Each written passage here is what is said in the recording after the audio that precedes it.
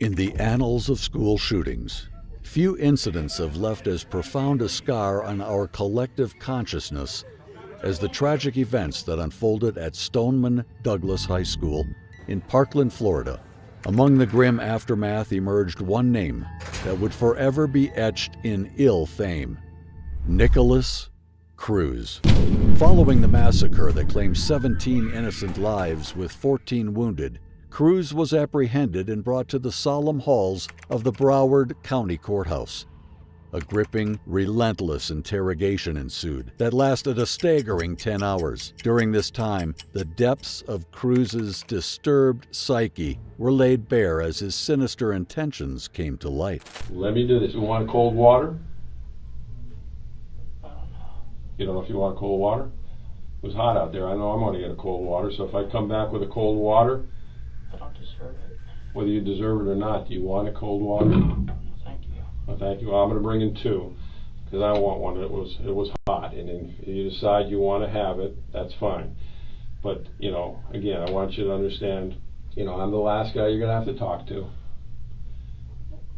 What's happened has happened, but now me and you have got to kind of communicate so I can hear you.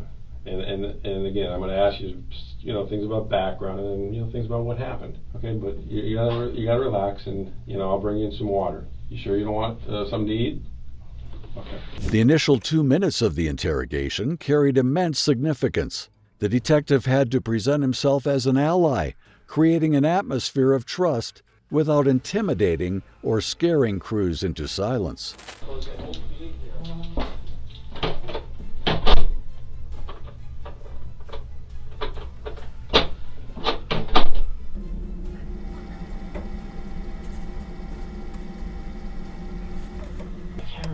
Nick, like I said, the questions are going to get a lot more difficult than what your phone. Dude. Okay, but when? I can't remember, dude. I can't. Okay, Nick, calm down. You've already been medically cleared.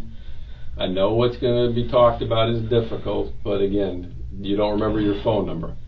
How long you had the phone? Nick, the doctor's already looked at you. Okay. Okay, you're fine. You're not having any problems at the moment, and you're perfectly fine. So calm your breathing down, all right? And I want to believe certain things that you're going to tell me, but, if we're getting to where you're going to hyperventilate over a phone number. Despite the evident premeditation behind his actions, Nicholas Cruz seemed keenly aware of the potential loopholes in the legal system. Perhaps having witnessed cases where perpetrators claimed insanity and walked away, he embraced this tactic during the 10-hour interrogation at the Broward County Courthouse. You do any kind of drugs? What kind of drugs do you do? A lot. No one knew about it. Huh? No one knew about it. I can't hear you. No one knew about it. No one knew about it, but me and you were talking and the other one wasn't going to know about it. So what kind of drugs were we talking? Xanax. Xanax? Marijuana. Marijuana? What else? I tried killing myself with ibuprofen and Okay, when was that? pill When did you try killing yourself? 2 months ago. Okay, did you actually go to the doctor, or where was that at? How'd you do it? I snuck out of a house. Okay. There's Walgreens. Okay, you're still staying at brother's house then? Yes.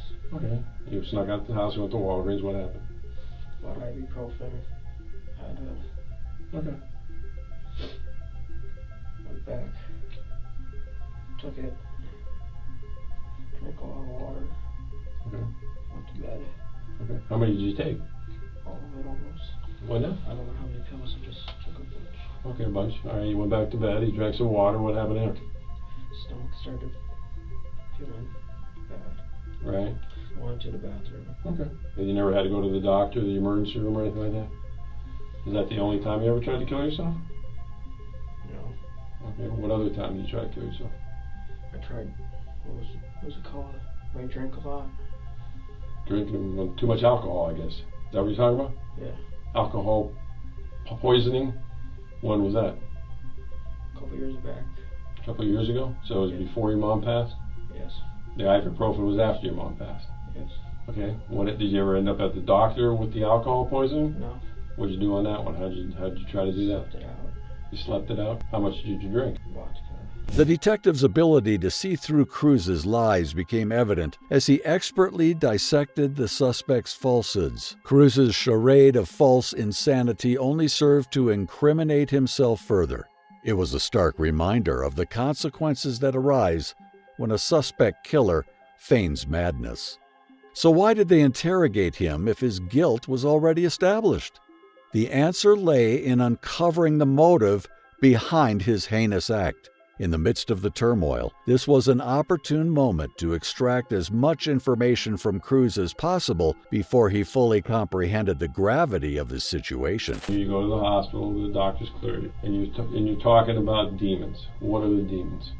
The voices. Well, tell me about it. What are the voices about? It's another voice, the evil side. Okay. And how long has that voice been going on? Years. When did it start, you think? When your mom passed? It started worse when my mom passed. How many years before your mom passed, do you think? When my father died. Okay. Did you ever tell anybody about the voice? Never? And what does the voice say to you? Burn, kill, destroy. Okay. Burn, kill, destroy what? Anything. Okay. But have you ever burned, killed, or destroyed anything? Burned. Just fire. Set fire. To what? In the pit. Fire. Oh, a fire pit. Okay, well, I mean, the voice told you to burn something, you built a fire in a fire pit. What's destructive about that? That's what fire pits are made for. What else did the voice tell you to do that's... Kill animals. Okay, have you ever killed animals? Yes. What kind of animals? Birds. Birds? Wild birds or people's Birds. pets? How do you kill them? Birds. How do you kill them? Wait for them, kill them. Oh, can't catch them, so how are you waiting for them? Out in the grass. Wait for a bird to come up. There's no way, man. I'm a bird lover. There's no way. You can't catch a bird. No, I mean like... With a pelican? Oh, okay. Where's your pelican? It broke. Okay. All right, so the voices tell you to hurt animals and start fires in the fire pit. So let's talk about the last couple days. When was the last time you heard the voice? Yesterday. And what time was it yesterday? It was at night. And where were we at? Work. You're at work? So you're at Dollar Tree. And what's the voice telling you? To hurt people. To hurt people. Doesn't say specifically who? So what happens? Did you hear the voice this morning or no? Okay, let's talk about this. Did the voice didn't tell you to take Uber, right? Yes, it did. It did? Yes. The voice said take Uber. Yes. Did The voice is in me. You're the voice. In here. Okay, it's in your head. Yes. What is it? A male voice or a female voice? Male. Male. Can you tell how old the voice is? My age. Do you have a good voice too, or just a bad voice? Is there a voice inside you that says do good things? No? Within seconds of his arrest, as officers apprehended him, Nicholas began displaying instability, muttering about demons and voices. Even the officer present sensed something amiss, feeling that his behavior seemed contrived. This was when the true purpose of the interrogation came to light. All right, so one of the things I want to do is we need to start talking about what happened and why it happened. Have you ever been in trouble before where you've been involved with police officers? Yes. What was that all about? Shooting animals. Shooting animals? Yes. What kind of animals? Chicken.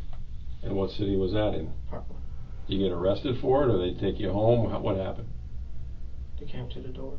Okay. Asking if we had guns. And was this when you were staying with your mom, or with Yeah, you? when I was a long time ago. Oh, how long a time ago? 6 years ago. Okay, so when you were like 13, when you were a juvenile? Okay, so did they actually arrest you? You were shooting, you shot a chicken? What'd you shoot the chicken with? Pelican. A pelican? Okay, is that the only time you ever been in any contact with the police? No. What else? What other contacts you had with the police?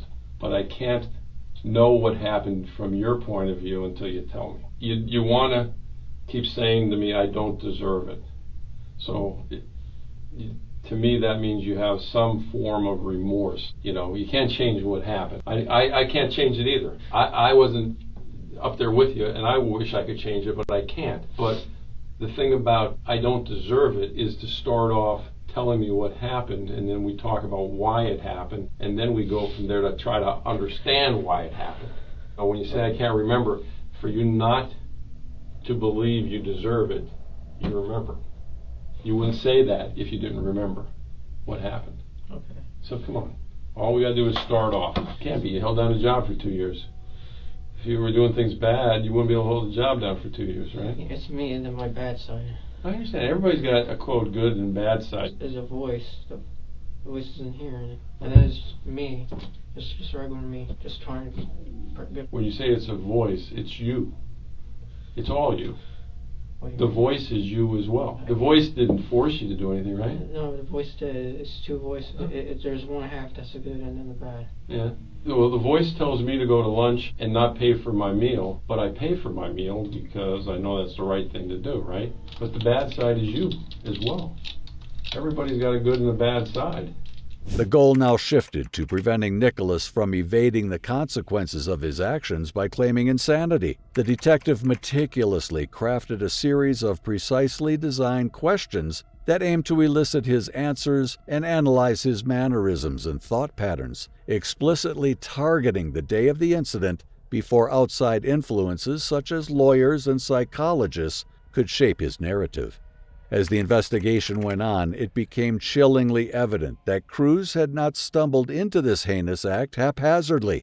Instead, he had methodically mapped out every agonizing detail, his plan etched with harrowing specificity. Cruz had meticulously calculated his moves for a week leading up to that fateful day. Take an Uber in the afternoon before 2:40. From there, I'll go onto school campus, walk up the stairs, unload my bags, and get my AR and shoot people. As the questions mounted and the hours ticked by, Cruz's attempt at psychological manipulation crumbled.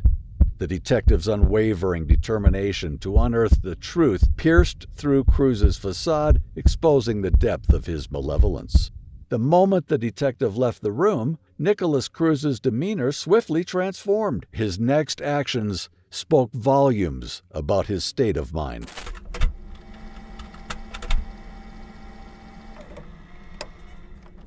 In those mere 5 seconds, Nicholas unintentionally revealed more than he intended.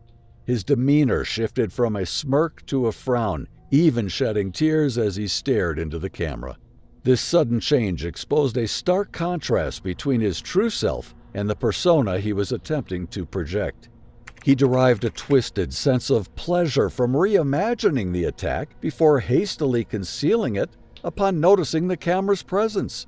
His genuine emotions contradicted the facade he had meticulously crafted, unwittingly exposing his true nature for the first of many times during the interrogation.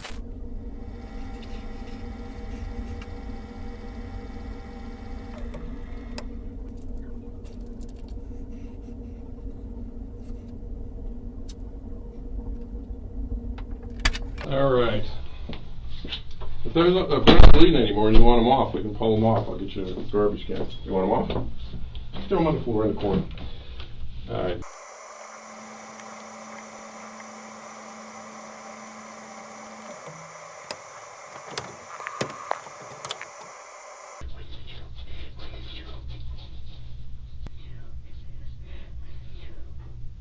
That's if the demon even exists. Can I get an attorney or something? You want what? An attorney? Yeah. Did the demon or the voice just tell you to get an attorney? Okay. All right. Well, you tell the voice that don't hit yourself in the head because the attorney, the demon just requested I will stop talking to you. I'm scared. You're scared of what? Scared. Why wouldn't he protect me, man? I don't know. Why wouldn't he protect me? All right. Well, again, your demon wants an attorney. Does the demon know an attorney? Any name in particular? Nicholas continued his calculated charade of self-harm, seeking to validate his false narrative and feign mental distress. However, his commitment to the act was questionable at best. His initial attempt at biting himself left no visible marks or scratches, as later observed in photographs. He then simulated reopening needle wounds on his arm, remnants of blood drawn at the hospital earlier. Yet he quickly adopted an air of shame, regarding this self-inflicted harm as the detective re-entered the room. The frequency of these calculated episodes of feigned insanity during the interrogation was so high that it became evident they were purposeful and strategic. The gravity of Cruz's actions becomes apparent within this crucible of justice. Lives were irrevocably shattered, and innocent souls were lost forever. The interrogation was a haunting reminder of the immense pain and suffering inflicted by a single individual's horrifying plan. Following his interrogation, Nicholas Cruz was transferred to solitary confinement in the Broward County Jail. Throughout his trial, the option of pleading insanity was utterly discarded, leaving him fully responsible for his heinous acts. The consequences for his actions were severe, as he received consecutive life sentences totaling well over 1,000 years behind bars. At one point, the death penalty loomed as a potential outcome, but ultimately, he narrowly escaped that fate due to a single juror's decision. If you want to watch more of these shocking interrogations, please subscribe to the channel.